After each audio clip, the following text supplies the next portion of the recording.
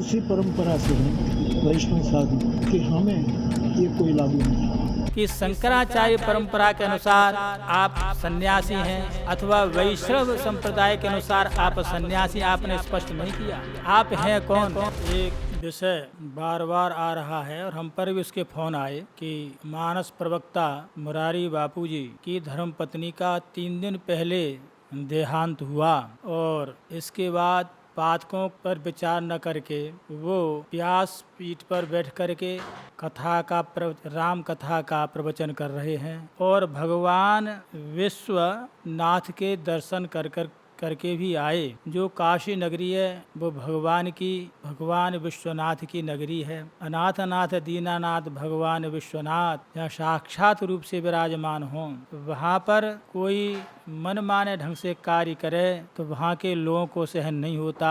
जब मुझसे प्रश्न किया वहाँ के विद्वानों ने कि आपके यहाँ धर्मपत्नी का स्वर्गवास होने के बाद भी, पातक होने पर भी आप इस अशौच में, इन महापातकों में एक मंदिर में प्रवेश और कथा का प्रवचन ये शास्त्र सम्मत नहीं है। तो उन्होंने कहा कि जो वैष्णव हैं उनके लिए ये नियम नहीं लागू होता।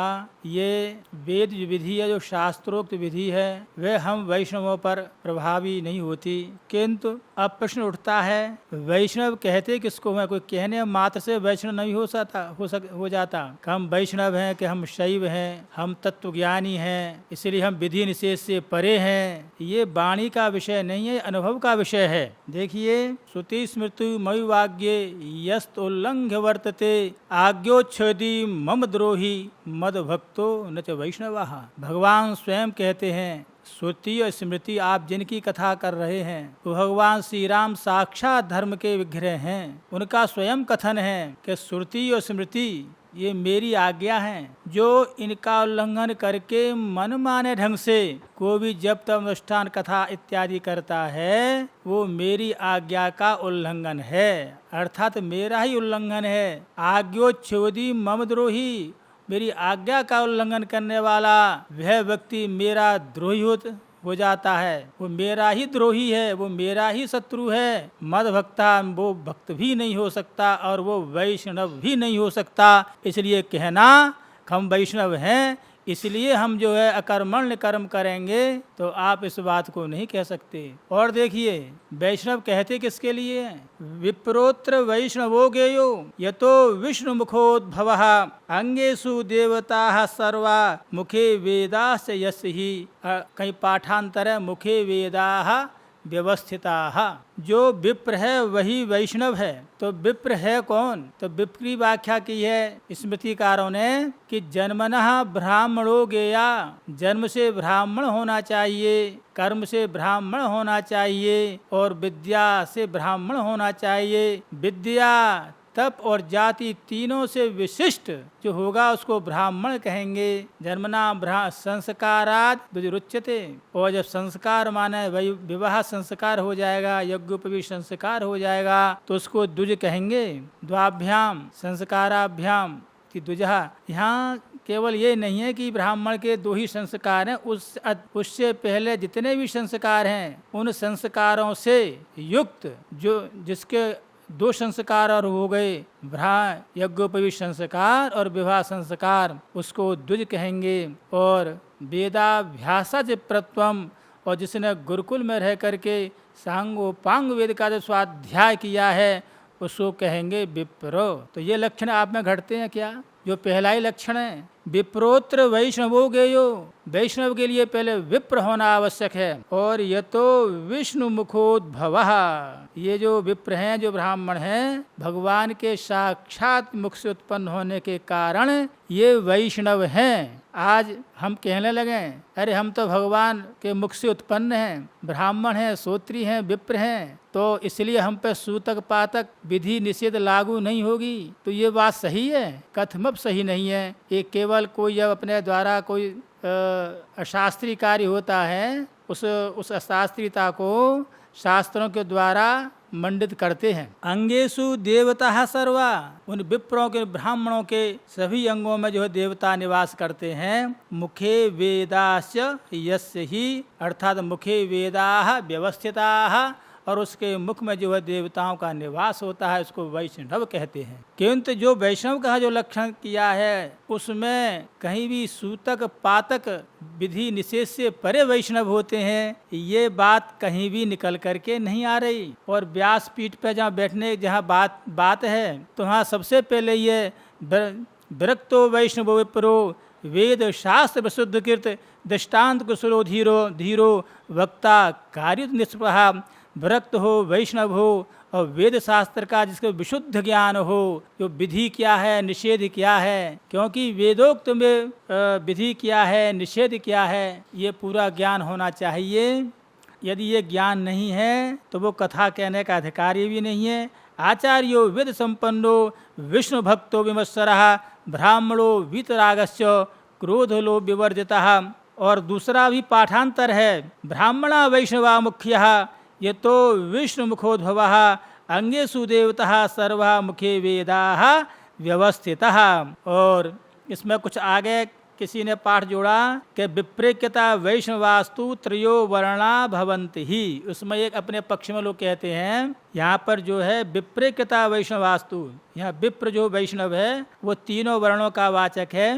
किंतु यहाँ पर जो सोढ़ा संगत ऋषि थे, जो पूर्वापर का जो विचार किया ऋषि महर्षियों ने, तो उन्होंने कहा श्रोत्रियो ब्राह्मणो गेयो न वैश्यो नयो बाहुजः। श्रोत्रिय शब्द से यहाँ जो है विप्र शब्द से जो है क्या लिया जाएगा कि ब्राह्मण ही लिया जाएगा, न कथा व्यास के रूप में यज्ञाचार्य के रूप में, न कोई वैश्य गृहीत है न क्षत्रिय गृहीत है।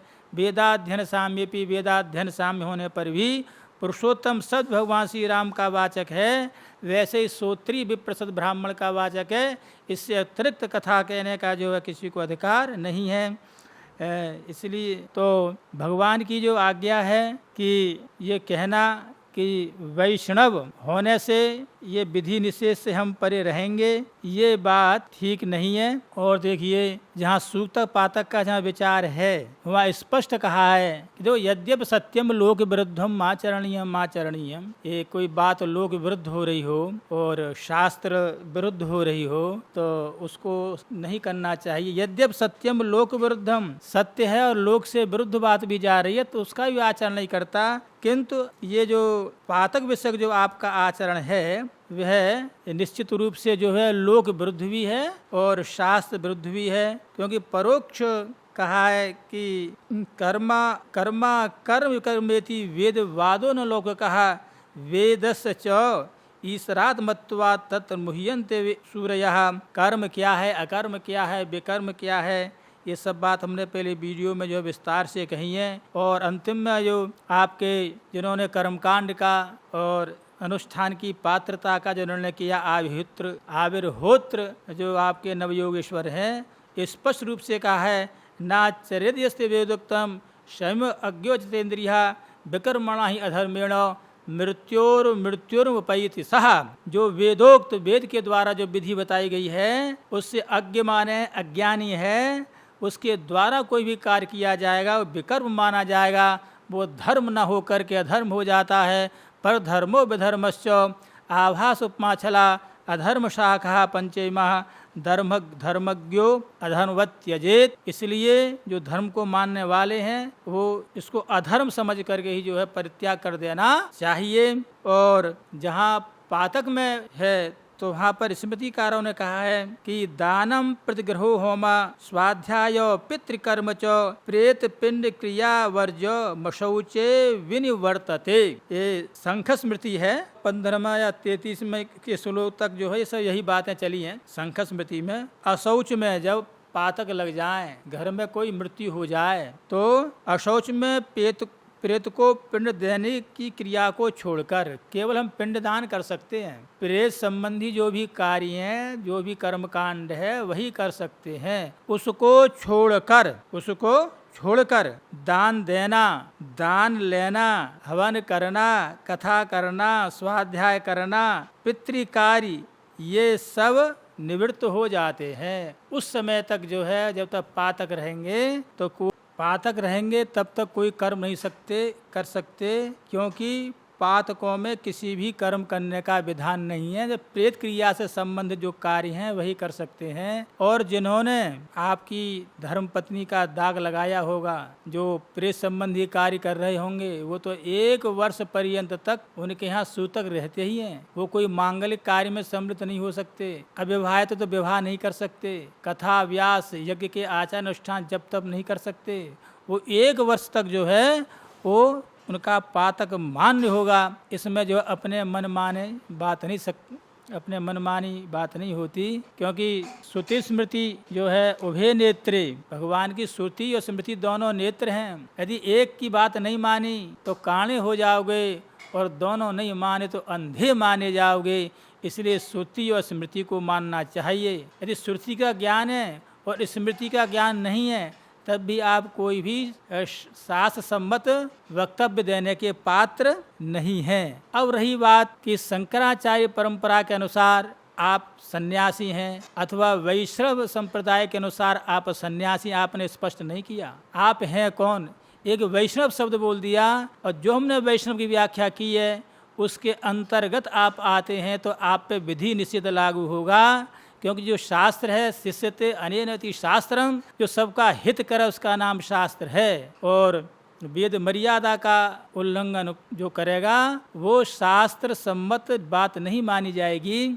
इसलिए कि तस्मात् शास्त्रं प्रमाणम ते कार्य वस्तु ज्ञात्वा शास्त्र विधानोक्तम कर्म कर्तुमिहार्हसि। ज्ञात्वा क्या करना है क्या नहीं करना है, क्या करणीय है क्या अकरणीय है, ज्ञात्वा शास्त्र विधानोक्तम, जो शास्त्र है उसके विधि को जानने के बाद में दूसरे कर्म में प्रवृत्त होना चाहिए। चाहे वो मृतक कर्म हो या जातक कर्म हो अथवा अन्य प्रकार का कोई भी अनुष्ठान हो, बिना शास्त्र विधि के आज्ञा के, बिना वेद विधि कि वो कार्य नहीं करना चाहिए। यह शास्त्र विधमुत्सज्य वर्तते काम कारतः न स सिद्धिमाप्नोति न सुखम न परांगतिम। क्योंकि यदि शास्त्र विधि का अतिक्रमण करके मन मान ढंग से आपने व्यासपीठ पर बैठ करके भगवान मर्यादा पुरुषोत्तम की जी जो कथा है वो कही, तो वो कथा जो है मान नहीं होगी। वो क्योंकि जहाँ निषेध में विकल्प लोग ढूंढते हैं, जो निषेध है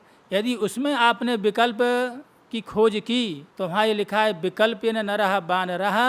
जो निषेध में विकल्प खोजता है, जो निषेध को विधि सम्मत ठहराता है, वो अगले जन्म में जा कर के बंदर बानर भालू बनता है। ये शास्त्र आज्ञा है। आप पहले ये स्पष्ट होना चाहिए कि आप वैष्णव सन्यासी हैं कि शंकराचार्य परंपरा के सन्यासी। यदि आप सन्यासी हैं वैष्णव तो और वहाँ तो और अधिक जो है सन्यासी के लिए कहा यतना यत्र पात्रस्तम, जो सन्यासी है यत पात्रस्तम भुक्त्वा चांद्राणाम चरित, यतना यत प्रेतम च यत, जो सन्यासी के पात्र में स्थित है अथवा किसी सन्यासी ने प्रेरणा कर दिया भोजन कर लो, ये अन्न है इसको ले लो, तो भुक्त्वा चांद्रम यत पात्रस्तम भुक्त्वा चांद्रायणम चरित। प्रेरणा करने पर भी चांद्रायण जो व्रत है उसके द्वारा जो है पाप की शुद्धि होती है। तो जहाँ सन्यासी हैं उसके द्वारा भी जो है ये बात नहीं बनती। किंतु ये स्पष्ट नहीं आप कौन से सन्यासी हैं, केवल वैष्णव कहने से बात नहीं होगी। और आप ये देखिए कि दक्षिण में देखिए जहाँ कहीं भी जो है पातक अथवा सूतक होंगे तो सबके आगे जो है वो चौक पूरा जाता है आटे से, सरदल व कोई चिन्ह होता है। यदि वो नहीं है तो सन्यासी है, ब्रह्मचारी है, भिक्षा लेने वाले उस घर में प्रवेश नहीं करते। तो इनके यहाँ जो अथवा सूतक पातक है, सिर्फ चौक घर के आगे नहीं बना हुआ। तो वही लिखा यस भुंक्ते परा शौचे वर्णी सोप सुचुर भवेत असुर शुद्धौ शुद्धिश्च तस्यापि युक्ता मनीष भी। जो सन्यासी पराय अशौच में भोजन करता है वह भी अशुचि हो जाता है, पवित्र हो जाता है। और विद्वानों के द्वारा अशौच की शुद्धि होने पर उसकी शुद्धि होती है। जब वो उसका काल होगा, जब विद्वान उसके लिए कोई प्रायश्चित बताएंगे, जब जाकर के शुद्धि होगी। मनुष्य परा शौचे नरो भुक्त्वा कृम यौनो प्रजायत भुक्त्वान्नं म्रियते यस्य तस्य यौनो प्रजायते। मनुष्य सूतक पातक में भोजन खाकर कीड़ा मकोड़े में की योनि में उत्पन्न होता है, जिसका अन्न खा कर मरता है वह उसकी योनि में उत्पन्न होता है। इसलिए जो है ये सूतक और जो पातक की जहाँ बात है उसमें जो है किसी प्रकार की शास्त्र की आज्ञा की अवहेलना नहीं करनी चाहिए। हाँ, जो तत्वज्ञानी हैं वो जो है अपने को विधि निषेध से परे मानते हैं। और क्योंकि ब्राह्मण की दो तरह से व्याख्या की है, एक जन्म से की है, जन्म से ब्राह्मण भी हो और कर्म भी हो और विद्या भी हो, वो ब्राह्मण की व्याख्या है। एक व्याख्या वो है कि ब्रह्म शब्द वाच्यम वेदम यो अधीते ज्ञानेन, ब्रह्म शब्द स्वरूपम जानाति इति ब्राह्मणा, जो शब्द स्वरूप को जाना उसको ब्राह्मण कहते हैं। और ब्रह्म शब्द वाच्यम वेदम यो अधीते ज्ञानेन इति ब्राह्मणः, ब्रह्म शब्द वाच्य कौन वेद है उसको अध्ययन करने वाला ब्राह्मण है। किंतु वहाँ पर भी फिर यही लिखा है कि जो है कि तप आदि युक्तम ब्राह्मण कुल सत्पात्रम नान्यत्रो, आपको अनुष्ठान कराना है, व्यासपीठ पर किसी को नियुक्त करना है तो तप आदि से युक्त जो ब्राह्मण कुल में पवित्र जन्म लिया है वही सदपात्र, दूसरा नहीं है। न विद्या केवलया तपसा वापि पात्रता, केवल विद्या से और केवल तप से जो है यज्ञ अनुष्ठान कथा करने की पात्रता नहीं होती। यत् व्रतम इहे चोवे तद्धि पात्रम प्रकीर्तितम, जिसमें दोनों ही बात नहीं, तप भी होगी, तप और विद्या और ब्राह्मण वंश से उत्पन्न होगा व्यक्ति, वही उसका जो है पात्र होता है। और किंतु तत्वज्ञानी होना इस समय बहुत ही कठिन है। तत्वज्ञान जो है वासना सत्वे साधबोधे मानम, यदि वासना है और साधबोध होगा तो आपको जो है तत्वज्ञानी की संज्ञा नहीं मिलेगी। तो वो तत्वज्ञानी कभी विधि निषेध से परे नहीं होता है। जो तत्वज्ञानी है वो भी कभी विधि निषेध से परे नहीं होगा। यदि विधि निषेध से परे होता तो वो वहाँ तक नहीं पहुँच पाता। इसलिए वहाँ पर जो लोग अपने मनमाने ढंग से व्याख्या करते हैं, किंतु जो तत्वज्ञानी है, जो तत्वज्ञान के द्वारा जो ब्राह्मण बना है वह उसके लिए कर्मकांड अनुष्ठान करने का अधिकार नहीं है। हाँ, वैसे ब्राह्मण माना जाएगा। क्यों कहते हैं? ब्रह्म वेदस तन्निष्ठास तद अध्ययनवंतो ब्राह्मणः, वेदाध्ययनवत्वम एकोन गतो धर्मः साच ब्राह्मण शब्दस्यार्था ब्रह्म वेदः, ब्रह्म वेद को कहेंगे और जो जिसमें रहे वो ब्राह्मण है। और वेदाध्ययन जो है अन्न में भी रहता है, एकोगत जो धर्म है वह ब्राह्मण शब्द का है। वेदाध्ययनवत् रूप एक उपाधिना ब्राह्मणः, एक उपाधि के द्वारा जो अन्य लोग भी ब्राह्मण संज्ञा के समान हो जाते हैं। किंतु विद्रुत जी का कथन है किंतु वो जो है किसी कर्मकांड करने के अधिकारी नहीं होते। तो इसलिए ये डालना आवश्यक हो गया कि क्योंकि जब बड़े लोग कोई शास्त्र विरुद्ध वेद विरुद्ध इन मर्यादाओं का जो है उल्लंघन करते हैं तो उनके लिए कुछ कहना आवश्यक है। बाकी कलयुग है, लोग अपने ढंग से जो है शास्त्रों की वेदों की व्याख्या कर रहे हैं। बाकी नहीं, ऐसा नहीं होना चाहिए। भगवान जो वेद हैं वो कहते हैं इतिहास पुराणाभ्याम, इतिहास और पुराण की जो अपने मन माने से जो व्याख्या करता है, जो अल्पश्रुत है, तो ऐसा होता है माम परिस्थिति, वो मेरा जो है मेरे को मार रहा है। इसलिए जो सूतक और पातक का जहाँ बात है तो उस पर थोड़ा और विचार कर लेते हैं कि सपिंडनानाम तु सर्वेषां गोत्रजः सप्त पौरुषः पिंडाश्चोको दगदानम च सावा शौचम तथानुगम। संपूर्ण सपिंडों के मध्य में 7 पीढ़ियों तक गोत्रज होता है। उसके पिंडों के दान और जल दान का सबके अशौच का अधिकार है, वो 7 पीढ़ी तक चलेगा। और चौथी पीढ़ी तक 10 रात और 5वीं पीढ़ी में 6 दिन और 6ठी पीढ़ी में 3 रात्रि तक जो है वो अशौच माना जाता है। बाकी कहने का तात्पर्य है कि 7 पीढ़ी तक जो है वो आपके लिए वो सूतक पातक का विचार करना चाहिए। और अंत में मैं फिर कहूँगा कि श्रुति स्मृत से प्राणाम नयने द्वे प्रकीर्तते काढ़ा साद एक हीनोपि द्वाभ्याम अंधः प्रकीर्ततः। वेद और स्मृति ये दोनों ब्राह्मणों के नेत्र कहे गए हैं। इन दोनों में से एक कम होने पर वह काणा और जो दोनों हीन है वह अंधा होता है। यह जो है शास्त्र है। और ये भी देखिए न श्रुतिर्न स्मृतिर्यस्य न शीलम न कुलम तथा तस्य श्राद्धन दातव्यम तुंदकस्त्रापि तब्रवीत। अथा ब्राह्मण का ब्राह्मणत्व वेद और शास्त्र दोनों से है, अकेले से नहीं। ब्राह्मण को ब्राह्मण जब कहेंगे जब उसके अंदर वेदत्व भी होगा और शास्त्रत्व भी होगा। यदि इनमें से कुछ भी नहीं है नहीं माना जाएगा।